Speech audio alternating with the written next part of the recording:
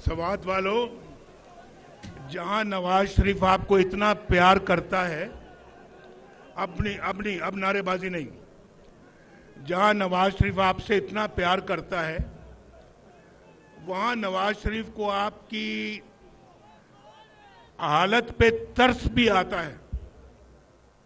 यकीन मानो, मैं बड़े प्यार के साथ आपसे ये बात कर रहा हूं।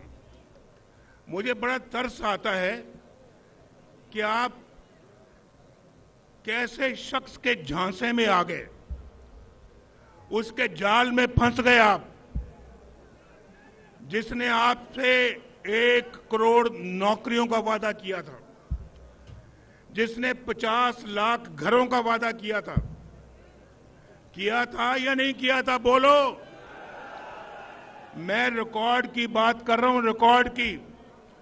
यहां जलसे में हजारों लोग बैठे हुए हैं, वो पीछे तक दीवार के साथ भी मुझे नौजवान नजर आते हैं, और यहां भी नौजवान बैठे हुए हैं। बाहर रोड भरा हुआ है और जलसा पता नहीं अंदर है या जलसा बाहर है, या जलसा फिर वो सामने बिल्डिंग के ऊपर है। वो सामने देखो, वो तो जलसा। अस्सलाम वालेकुम सबको, अस्सलाम वालेकुम। ये नवाज शरीफ है, ये कोई और वजीर आजम नहीं है। नवाज शरीफ हमेशा अपने अवाम के साथ बड़ी प्यार के साथ सलाम वालेकुम करता है। तो भाई मुझे जरा बताओ, अब यहाँ पे हजारों का मजमा बैठा हुआ है। वादा भाई, वादा नहीं, वादा आप वादा खिलाफी कर रहे हैं। कोई नारा नहीं जब तक कि मैं नारा ना लगाऊं। यहां से भी जो नारे लग रहे हैं वो भी खत्म करें। और नारा नहीं लगाना है गफूर साहब, जरा बंद करें। मुझे आवाज आ रही है? क्यों आवाज मेरी नहीं आ रही है आपको? वो पीछे बैठे बताएं मेरी आवाज आ रही है। तो मैं ये कह रहा था, कितने यहां पे लोग इधर हाथ खड़ा करके मुझे बताएं कि जिनको बात सुन ले पहले, 50 लाख घरों में से कोई एक घर में लाओ किसी को। ठहर जाओ। जिनको घर मिला है 50 लाख घरों में से वो हाथ खड़ा करके बताएं। जिनको घर नहीं मिला वो हाथ खड़ा करें। आओ बताओ भाई, अवाम से झूठे वादे क्यों किए थे? इनको धोखा क्यों दिया था? ये खैबर पख्तूनख्वा के लोग तो बहुत सादे लोग हैं, बड़े सीधे सादे लोग हैं और बहुत प्यार करने वाले लोग हैं। इनको धोखा देते हुए आपको शर्म नहीं आई? इनको क्यों धोखा दिया? इनके जज्बात के साथ खेला आपने। इनके जज्बात से खेल के आपने इनका वोट लिया और बाद में क्या दिया? ना नौकरी, ना घर, ना रोजगार, ना कोई और। आपने तो पाकिस्तान के अंदर यहां पे कहा था कि मैं 1 बिलियन ट्री की आपने वादा किया था। यहां खैबर पख्तूनख्वा में किया था या नहीं किया था? बोलो। मैं पूरा रास्ता देखता आया हूं कि वो 1 बिलियन ट्री किधर है। मुझे तो कहीं वो 1 बिलियन ट्री नजर नहीं आया। उल्टा ये पहाड़ खुश्क नजर आए हैं।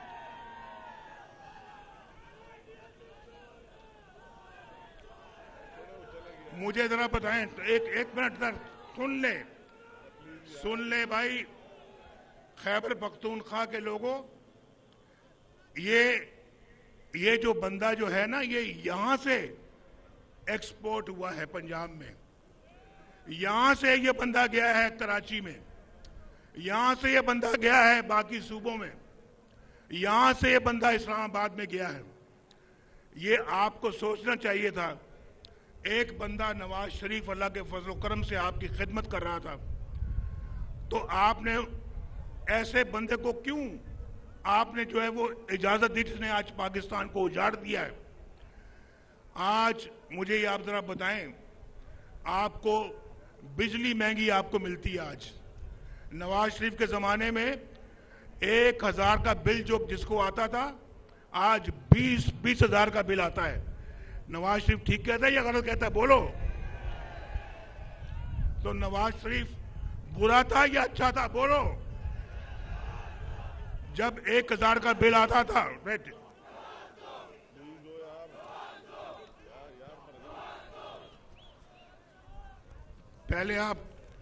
पहले नवाज शरीफ को आपने निकलने दिया, आप कहते हो नवाज दो। ये तो भाई आपको पहले पिछली बातों का हिसाब देना पड़ेगा। और देखो आज मेरे जमाने में 10-10 रुपए किलो सब्जी बिकती थी, 10-10 रुपए किलो। आज 100-100, 200-200, 500-500 रुपए किलो बिकती है। ये सच बोलता हूं या झूठ बोलता हूं? बोलो। नवाज शरीफ के जमाने में बिजली सस्ती थी, नवाज शरीफ के जमाने में गैस सस्ती थी, नवाज शरीफ के जमाने में चीनी सस्ती थी, 35 रुपए किलो थी, 35 रुपए किलो। आज कितने की है?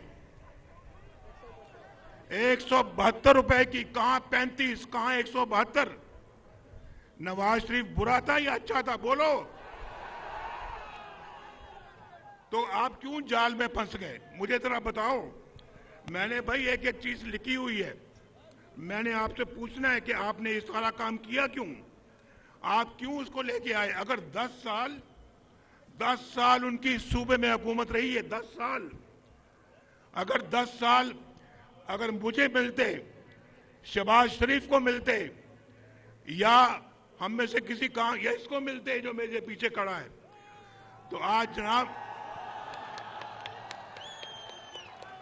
आज ये सूबा पाकिस्तान का सबसे खूबसूरत सूबा बना होता, ये सूबा खैबर पख्तूनख्वा। और आज देख ले 10 साल के बाद क्या हालत है आज यहाँ पे।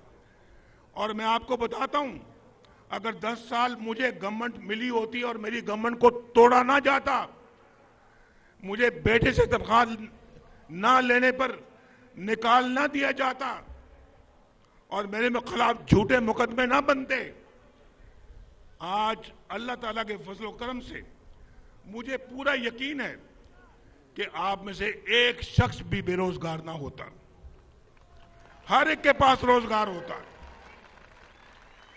कोई शख्स बेरोजगार ना होता और कोई शख्स शायद बेघर भी ना होता, और हर शख्स जो है वो इज्जत की रोटी कमाता, उसके घरों में चिराग जलते, रोशनी के चिराग जलते, चूल्हे जलते, बच्चे स्कूल जा रहे होते और फीसों के पैसे की मसला ना होता, दवाइयों के पैसों के लिए भीख ना मांगना पड़ती, इलाज मुआवजे के लिए अपनी जायदाद ना बेचना पड़ती, गरीबी ना होती, खुशहाली होती।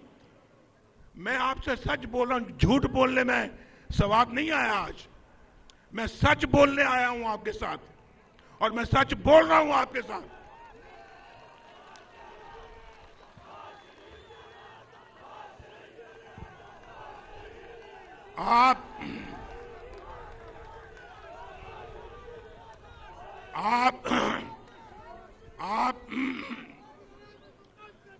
आप एक बंदे की, आप एक जाल में फंसे आप, और नया पाकिस्तान तलाश करते करते तब्दीली की तलाश में आपने पुराना पाकिस्तान भी तबाह बर्बाद कर दिया। बोलो, मैं सच बोलता हूं या झूठ बोलता हूं? अगर, और उसके बाद मैं पूछना चाहता हूं, यहां कौन सा नया मोटरवे बना है? कौन सा यहां पे जनाब बिजली का कारखाना लगा है? कौन सा नया डैम बना? 300 डैम कहां गए? वो 300 डैम किधर है? एक भी दिखाओ जरा मुझे, चल के एक भी दिखाओ। नवाज शरीफ तो पाकिस्तान से लोड शेडिंग का खात्मा किया था, बोलो किया था या नहीं किया था? बोलो सवात वालों, नवाज शरीफ ने लोड शेडिंग का खात्मा किया था या नहीं किया था? फिर आप उसके पीछे लग गए, उस शख्स के पीछे लग गए और पाकिस्तान का ये हाल कर दिया आज। हर चीज पाकिस्तान में महंगी है। बोलो मुझे, मुल्क के अंदर महंगाई है या नहीं है? बोलो। जो समझते हैं कि मुल्क में महंगाई है तो हाथ खड़ा करके बताओ मुझे। नीचे करो हाथ। जो समझते हैं कि मुल्क के अंदर महंगाई नहीं है तो वो हाथ खड़ा करें। फिर नवाज शरीफ का दौर अच्छा था, ये दौर अच्छा है। हम झूठ नहीं बोलते। मैंने कभी अपने अवाम से झूठ नहीं बोला, हमेशा सच बोला है, हमेशा सच बोला है और आइंदा भी इंशाल्लाह सच बोलूंगा। वोट मिलना ना मिलना तो अल्लाह ताला के इख्तियार में है, लेकिन झूठ बोलकर मैं अपनी आकबत खराब नहीं कर सकता। यहां तो दिन रात झूठ बोला जाता था, आपको धोखे दिए जाते थे, आपसे जालसाजी की जाती थी और आप उस जाल में फंस रहे थे। आप भी फंस गए और बाकी मुल्क को भी फंसा दिया।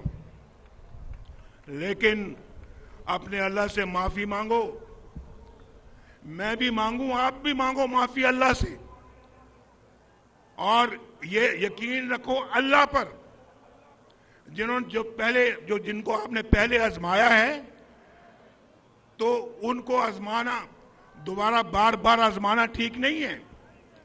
और मैं आपको ये बताना चाहता हूं, अभी अमीर मकाम ने जो बातें की हैं और जिन मंसूबों का इन्होंने जिक्र किया है, मैं आपको बताऊं कि एक एक मंसूबा इंशाल्लाह आके अपने सामने मुकम्मल करवाऊंगा।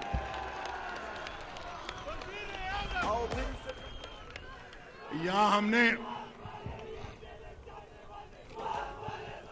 बात सुनो भाई,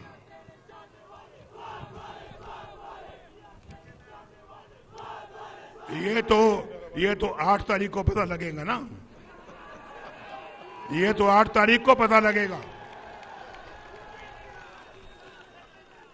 आज पहले तो आपको चक्कर दिया गया है, आज मुझे ना चक्कर देना। क्यों भाई, मेरी बात समझ आ रही है कि नहीं, या मैं पश्तो में बात करूं?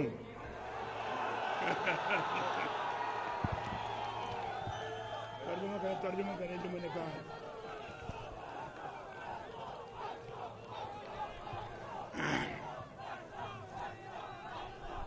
पश्तो में ऐसी बोलूंगा कि आप भी पश्तो भूल जाएंगे। बहुत जबरदस्त पश्तो बोलता हूं मैं, लेकिन और इसलिए मैं समझता हूं ऐसे बोलो, जरा बताओ कि ऐसे कोई लोग हैं जिनको उर्दू समझ नहीं आती, जरा हाथ खड़ा करें। जिनको उर्दू समझ नहीं आती हाथ खड़ा करो। ऐसे लोग हैं जिनको उर्दू समझ आती है, हाथ खड़ा करो।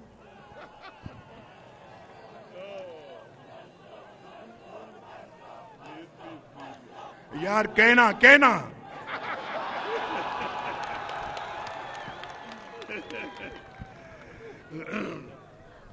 तो जनाब, मैं तो यहां पे अपने कोई काम गिनवाने नहीं आया, सिर्फ ये कहने आया हूं कि अगर इंशाअल्लाह आप मुस्लिम लीग नून को मौका देंगे तो खैबर पख्तूनख्वा की तकदीर बदल देंगे इंशाअल्लाह। यहां से कुछ फासले पे लवारी टनल है। लवारी टनल 40 साल से मैं सुन रहा था कि लवारी टनल बन रही है, लवारी टनल बन रही है। 40 साल से लवारी टनल नहीं बनी। हम आए, हमने 30 अरब रुपया खर्च करके लवारी टनल को मुकम्मल किया। आज सर्दियां हो या गर्मियां, बर्फबारी हो या बारिश हो, आंधी हो या तूफान हो, ट्रैफिक लवारी टनल से गुजर कर चित्राल जाती है। यहां से लोअर दीर, अपर दीर, चित्राल ट्रैफिक जाती है लवारी टनल से।